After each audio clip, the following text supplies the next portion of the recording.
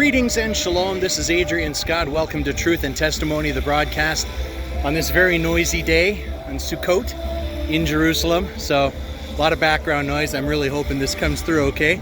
Right behind me there is the King David Hotel. Just thought I'd open up with a little shot of that. But there's a super interesting location here that I just had to share.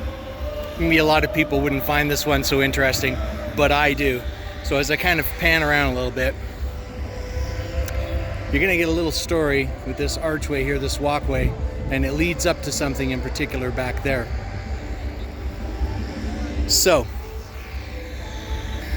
it is believed that that filled-in area right over there was a secret entrance during the time of the Second Temple period under King Herod, and was actually a secret entrance for King Herod.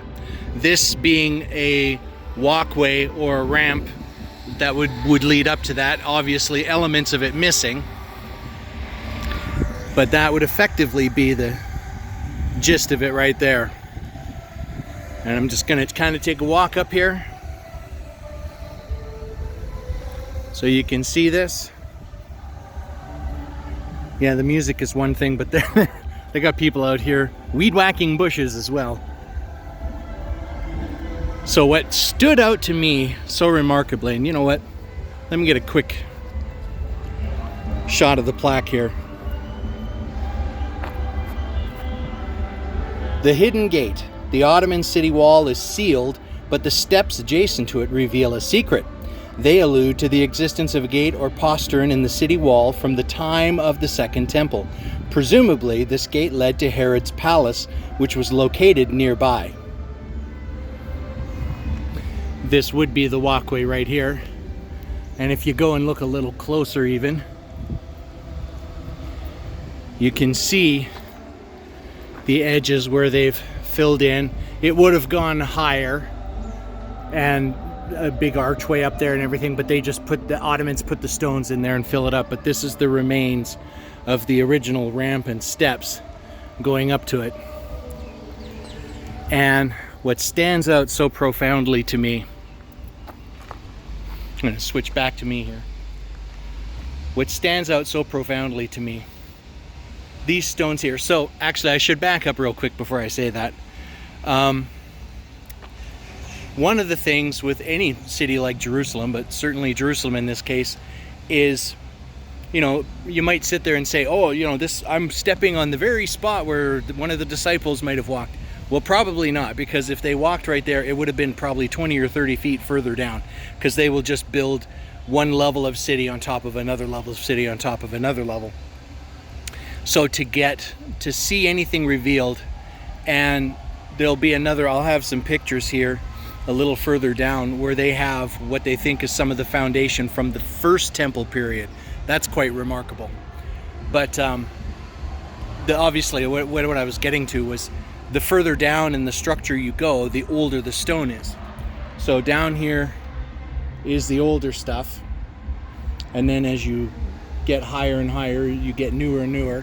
The main parts of the wall up there were done by the Ottoman Empire, but this part, of course, right here, this part right here, being from the Second Temple period, that this is a case where you may not be able to say this all the time. This is a case where King Herod himself, good chance, he would have walked right here, right on this. Maybe there was some pavement on top of it, but right here. And given that's the time period of Yeshua, it is possible one of the disciples may have walked here.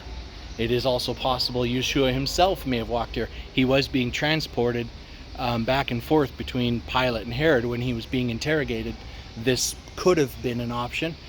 I'm not saying it is, but I just like to think of it as a flight of fancy. But the point is, this is it right here. So where you may not necessarily directly see a lot of area that actually was what was revealed at that time, this is one little chunk that is. And that's what I find so remarkable. So I am taking just a copious amount of pictures and videos, and yeah, just some fascinating stuff around here. And there's going to be a lot more videos that I'll probably produce a little bit better and do a bit more editing on. But this is just something to kind of have a little update for you, and one little piece of history that I found so intriguing and interesting. With that, I think I would like to just kind of wrap up the video. Don't need to drag it on too long right now, but I will say, Baruch atah Adonai Eloheinu melech haolam. Blessed are you, Adonai, our God, King of the universe. Just, I thank you for the opportunity to be here and witness this, and to be able to share it with others in this modern day of technology. And I just pray blessings on all of you. I wish you have a great day and a great week. Chag Semeach, as we're in the holiday mode.